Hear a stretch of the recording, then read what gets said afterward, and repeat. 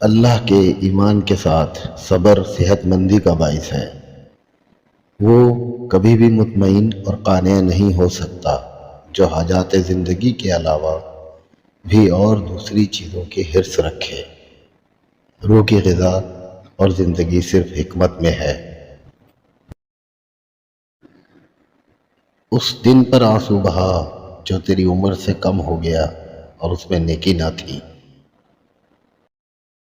سخی خدا کا دوست ہے چاہے فاسق ہو، بخیل خدا کا دشمن ہے چاہے زاہد ہو۔ مصائب سے مت گھبراؤ کیونکہ ستارے ہمیشہ اندھیرے میں ہی چمکتے ہیں۔ تعجب ہے اللہ اپنی اتنی ساری مخلوق میں سے مجھے نہیں بھولتا، اور میرا تو ایک ہی اللہ ہے، میں اسے بھول جاتا ہوں۔